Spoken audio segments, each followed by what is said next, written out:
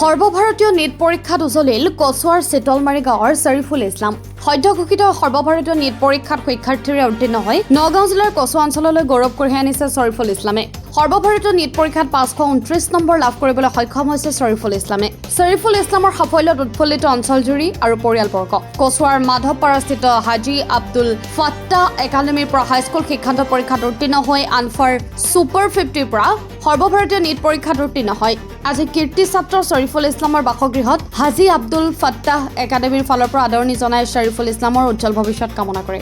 ইপিনে শ্বৰিফুল ইছলামৰ পিতৃ আব্দুল ছাত্তাৰ আৰু মাতৃ দিলৱাৰ বেগমকো ফুলাম গামোচাৰে বিপুল আদৰণি জনায়।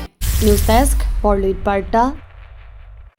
শ্বৰিফুল ইছলাম আমাৰ অঞ্চলৰ চিতলমাৰী অঞ্চলৰ পৰা সদ্য ঘোষিত বৰ্তমান নীট পৰীক্ষাৰ যি আমাৰ পৰীক্ষা আছিলে সেই পৰীক্ষাত 529 নম্বৰ লাভ কৰি শিক্ষাৰ্থীৰে আমাৰ অঞ্চলত যিটো গৌৰৱ কঢ়িয়াই আনিছে তাৰ কাৰণে আমাৰ স্কুল হাজী আব্দুল ফাত্তাহ একাডেমীৰ ফালৰ পৰা আমি সম্বৰ্ধনা এটা জনাইছোঁ।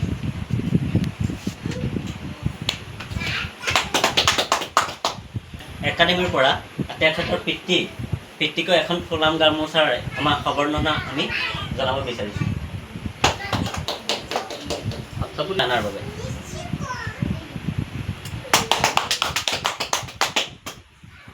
মই নীট দিছিলোঁ। নীট পৰীক্ষাত মই 529 পাইছোঁ।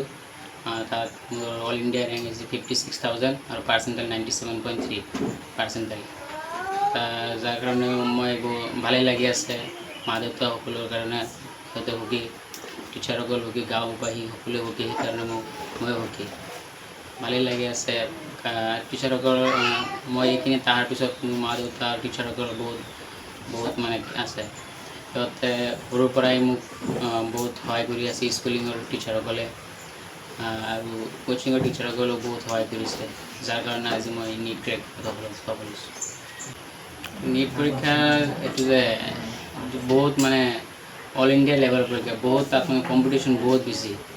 তাৰ কাৰণে মানে নিজৰ ওপৰত বিলিভ থাকিব লাগিব। এইটো মেইন বিলিভ থাকিব নিজৰ ওপৰত যে মই এইটো পাৰিম, আৰু হাৰ্ড ৱৰ্ক কৰিব লাগিব। এইটো ডিচিপ্লিন মেইন।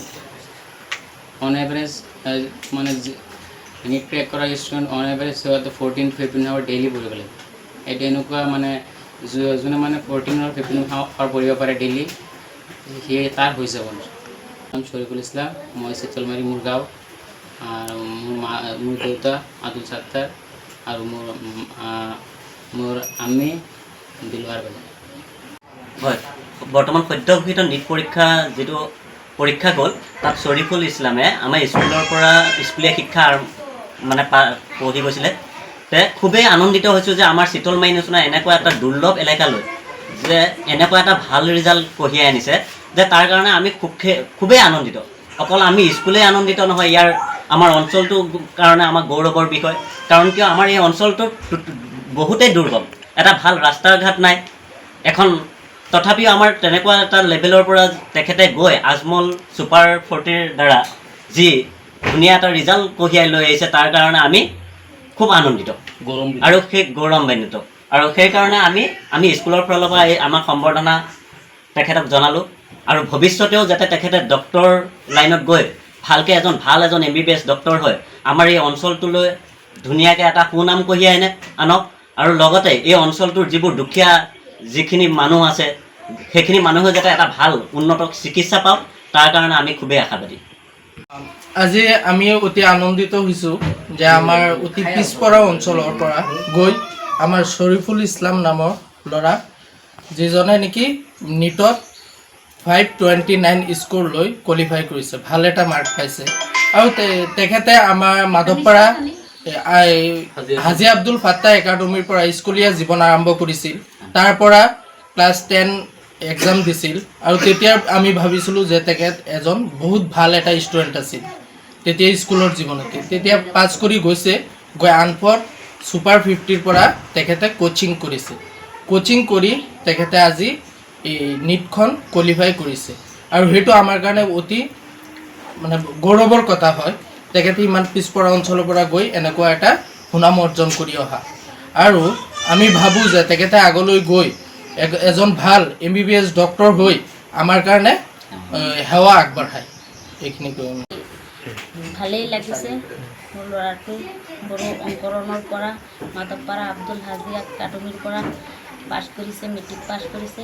ছাৰ বাইদেউসকলেও বহুত কষ্ট কৰিছে। আমি দুখীয়া মানুহ, আমিও কষ্ট কৰিছোঁ।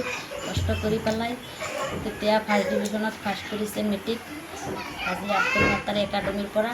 তাৰপিছত পূজাই আংকৰ ছুপাৰ 50ৰ পৰা গৈ আজি নীট পৰীক্ষাত উন্নত হৈছে। 529 নম্বৰত গৌৰৱ কাঢ়ি আনিছে আমাৰ ল'ৰাটো। বহুত কষ্ট কৰি পঢ়িছে, আমিও কষ্ট কৰিছোঁ। ছাৰ বাইদেউসকলেও বহুত কষ্ট কৰিছে।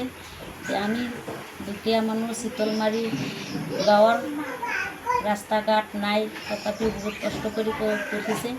এতিয়া আমি এইটো ভাবোঁ যে মোৰ ল'ৰাটো MBBS হৈ পেলাই যাতে বহুত মানুহৰ, দুখীয়া মানুহৰ কষ্ট কৰিব পাৰে, সহায় কৰিব পাৰে, আমি এইটোৱে আশা কৰোঁ। আৰু দুখীয়া মানুহৰ পিছত যাতে খাৰা হ'ব পাৰে আৰু ছাৰ বাইদেউসকলক যাতে জিন্দগী বৰ তেখেতৰ সন্মুখত যাতে আনন্দ কৰিব চলিব পাৰে, সেইটোৱে আমি আশা কৰিছোঁ।